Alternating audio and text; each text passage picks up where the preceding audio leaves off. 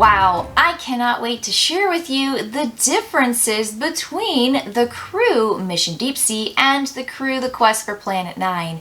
Now, this game came out last year and really blew everyone's mind. Mine particularly. I can't say enough great things about the Crew because I just finished 2 weeks ago Mission 50 in the original game. Now, we do have 3 bonus missions, P1, P2, and P3, that we got. I imagine you can probably find it at BGG, but we got it in our Spielbox magazine that gives all these cool little bonuses for all the really great board games that are out there. So that's where we got that kind of bonus 3 missions to add to the Crew. But I will show you right now the fail pass rate for all of our missions. You can see kind of where we got stuck sometimes, where we had to keep trying the mission over and over again. As long as you see just a number, that means that we passed it on our first try. And if you see some X's, that means how many attempts it took us to actually get through that particular mission.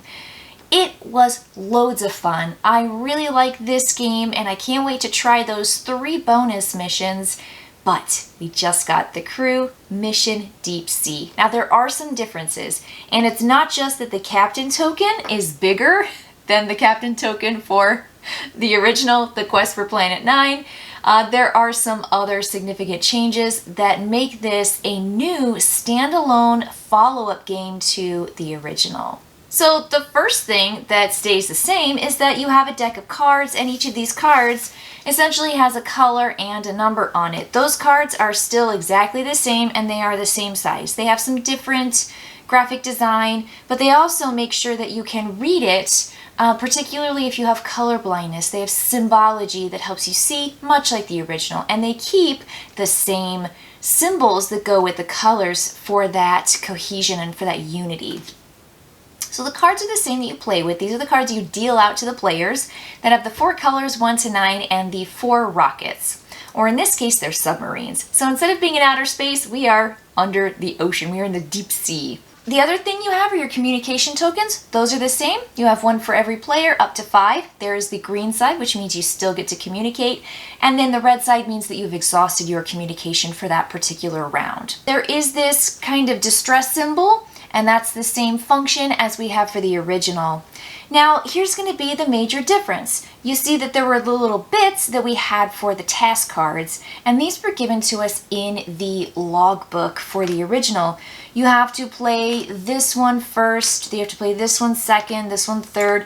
This one has to come before these other cards. 4 chevrons obviously is not going to be coming anytime soon.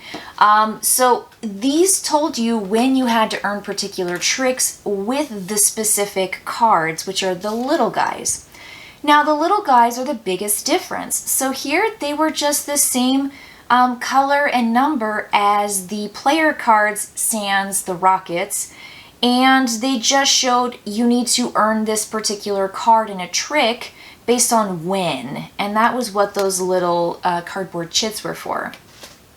In Mission Deep Sea, you have cards that show a value on the back. Now these cards are all shuffled together, so you don't know if you're going to get the 3 value, a 2 value, a 1 value, a 5 value, and really what that means is how difficult the task is.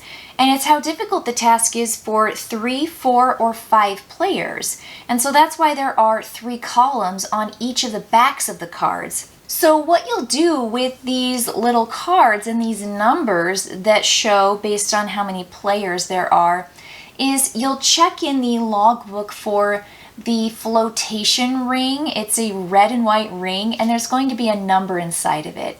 And you will draw cards until, based on your player number, that number matches the number inside there or adds up to that number. So let's say you have a 2 inside of a ring.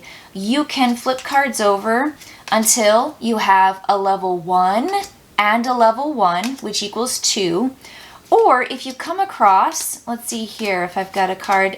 So I'm playing a 3-player game. If I come across this level 2 first, then that one is the card that you play with. And so your numbers just have to reach but not exceed the number inside the flotation ring. And then taking cards is just like before. When the captain goes, because they got the level 4 submarine in this case, they will flip over the task cards that are available. Let's say they took these 2 level 1s, and they will take one first, and they will say, I will win more pink than green cards. Okay, that's a task card you have to obviously end the game checking. I will win more yellow than blue cards. And the one over here is I will win no pink or blue. So these task cards are varied. I mean, they vary in like difficulty, how hard or easy they are to complete, but they also just have an insane amount of variety. You can see that this stack is enormous. These go from I will win this very specific card, which every single card is listed there. The numbers matter. The first trick, I will only take 1 trick, 2 tricks, 0 tricks. Submarine cards are in here. Combinations of cards. I will win all the level 9s of all 4 of the colors, and so forth. So the really big difference, the big difference for Mission Deep Sea is that the cards are going to give you the difficulty. They're going to give you the actual tricks. And the mission book just tells you what number you have to reach. So of course, the longer you go in the log book, the more, like the bigger your number is, which means the more combination of value task cards you have to complete. And in the logbook, you check to see, do we have any communication restrictions? Do we have any other kinds of restrictions, like the captain has to be the person to win all of the task cards or none of the task cards or things like that. And I think it looks great. I'm so excited. The cards are really nice. I feel like we really played through this deck. And yes, I know many people will tell me just leave my stuff. I think you probably know from a previous video, I'm not a sleever. So, it's great advice and I probably should take it, but we just like to play and use up a game and it's great. And that to me makes me feel like it's loved. So yeah, loved, played. You can see how many times we've played it based on the success and failure check sheet. You'll also notice that we're not big fans of writing in the book and using ink pen on our books. I mean, you could probably guess right now, legacy games are incredibly hard for us to write in permanent marker, to tear up cards, to put stickers on things.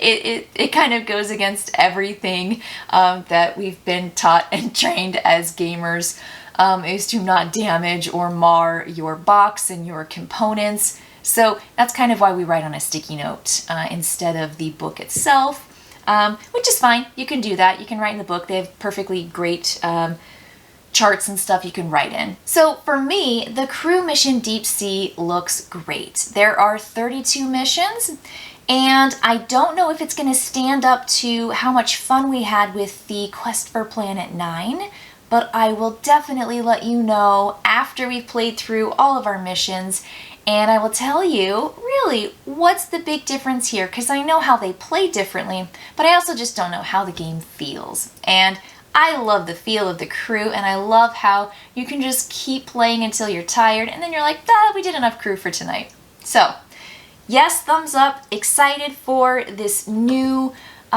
installment of the crew with some really cool task cards. That's the big difference. Everything else is going to function pretty much the same. So if you're a big fan of the Quest for Planet 9, please try Mission Deep Sea. I am. I'll see you next time.